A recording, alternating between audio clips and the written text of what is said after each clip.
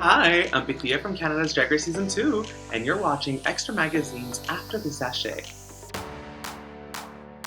Hey Squirrel friends, I'm extra contributor Russ Martin, and this is the top 3 edition of After the Sashay, and we have Pythia. Now let's get into it.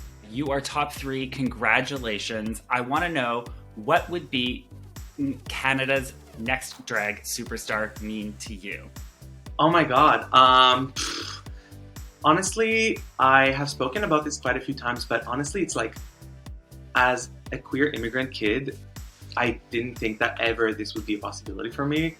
And I feel like just the fact that me as a queer non-binary person is like able to showcase so much, versatility and art and like fashion and just like, making my wildest dreams come true. It's like, it would just mean the world to me. It's kind of like a testament on, look, everyone can make it. You know what I mean? So, oh my god, it would mean the absolute world to me. It would be like so affirming. You know what I mean? And $100,000 is great too, so. Absolutely. You mentioned your non-binary identity. We had a few non-binary contestants, and I love to hear from non-binary artists about the art of gender performance. Can you tell me, as a non-binary person, what that mix of masculine and feminine is in your specific art? Yeah, of course.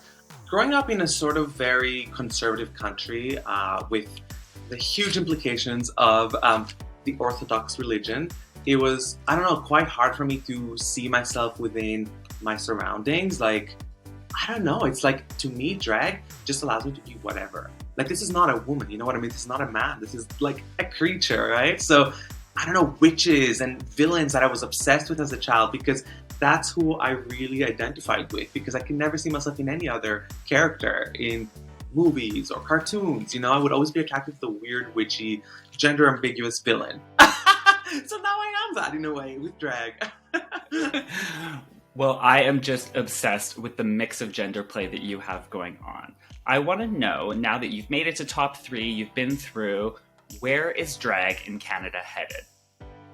Oh my god, there's so much elevation in Canadian drag, and I'm sure you can see that is a true testament watching season 2, because I feel like we brought such a new level of just fashion and personality and just magic in general. And I feel like our cast this season was one of the most diverse in the history of Drag Race, of the franchise. So just that, it's just Canadian drag, like the future of Canadian drag is just elevation and unity and diversity, and I just love to see it. Now, was there anyone from the show that you were surprised didn't make the top 3? Oh my god. Yeah, I love my top 3 sisters, and we 100% work so hard to be there, and we all deserve to be there. But the one that I was just shocked that went so early was my Montreal sister, Suki Doll. I think she's so unique and so creative and so talented. And when I saw her walk in, I was like, fuck, this is gonna be one to beat. And of course, it happens to be my hometown sister. So yeah, Suki's an amazing artist and such a kind soul. So you made it all the way to the top 4 without ever having to lip sync. What do you think kept you out of the bottom 2 every week? Oh my god, yeah. I don't know. I feel like I just trying new things and just keeping everything fresh. Always looking polished. Always showing different silhouettes on the main stage. I did like a little dancey, sexy leopard girl moment, and then I did like a very spooky, eerie, like 2-headed mistress, and then like, I don't know. I delved into so many different characters and positions. Like, I really truly believe that I was very versatile, and I feel like that's sort of what kept me out of the bottom. I want to get real for a second. Who is the better designer, you or Isis? I hate you! Oh my gosh. I love Isis so much. Honestly, like, you can't really compare our art. It's so different. You know what I mean? Like, you can't compare, Michelangelo's sculptures to Shakespeare's theater. You know what I mean? It's like we're complete different artistries, and we're both so valid and great at what we do. She's so skilled and she's so amazing. So I don't know, both of us, honestly, we're great. But who's Michelangelo and who's Shakespeare? Well, I'm a theater gal myself, so I'll claim Shakespeare. Well, you certainly got the outfit for it with the beautiful right? Oh my goodness, a little Pennywise moment. Quebec is most traditionally known for having this campy style of drag that is very traditional, and your drag is a little bit different from some of the other Quebec performers who we've seen on the show. Can you talk to me about the scene that you're a part of in Montreal and what kind of drag is there? Of course, oh my gosh. There's a main scene, basically like the main drag bars in the gay village, composed of very typical showgirl cabaret style. It's like a weekend at Church Street here in Toronto. It's very you put on a show, people come, they watch you, they watch glamour, like dancing, this and that. But there's also a very underbelly to drag in Montreal, which is what I'm part of. It's really composed of so many different types of drag.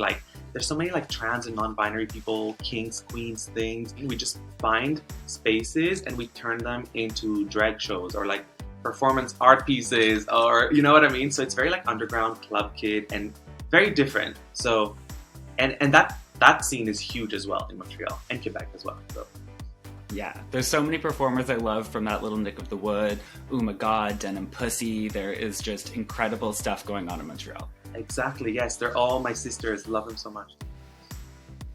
I want to know, who is the most famous person who has slid into your DMs since you were cast on the show? And tell me a little bit about your interaction with them. Okay, before the announcement, I have to say, Miley Cyrus messaged me because I did an impersonation of her once, and she reposted it on her story. So that's the absolute most famous person that has actually reached out to me.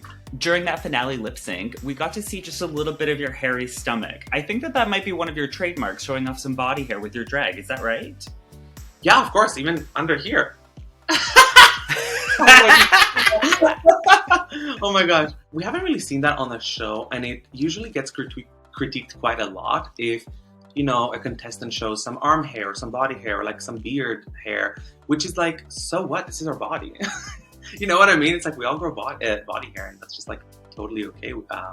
If it's not your thing, then it's not your thing. But that doesn't negate how I'm going to live my life, right? And how I'm going to showcase my body.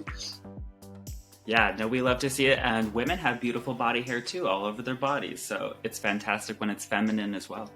How did your background as a theater artist prepare you to be on Canada's Drag Race? Oh my God. Honestly, thank the Lord I went to theater school, because Drag Race is so stressful and so intense, and you're literally in a pressure cooker. And I don't know if you've ever worked in theater, but the environment in theater is very much similar to that.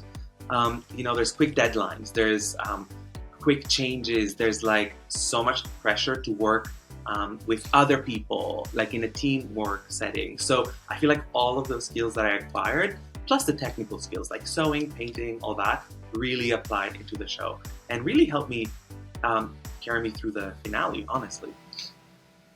Fantastic. My last question for you is that your drag takes a lot of inspiration from villains, but are you the villain of season 2? Oh my gosh. I wouldn't say so, honestly. The allure of me being attracted to villains is more stylistic, you know what I mean? I don't know, you look at Maleficent and you look at Cruella de Vil, and they have so much style and presence, and they're you know what I mean? Very poised and elegant, and I feel that's kind of what I attract out of it. I'm not an evil person at all, I promise you. I'm super chill, super kind. I will never say anything to your face that I don't mean, you know what I mean? So I wouldn't say I'm the villain. Thanks for watching Xtra Magazine's After the Sashay. You can find me on my social media at pythia.queen on Instagram, and if you click on my bio, you can find all the rest of my socials. So yeah, thanks for watching.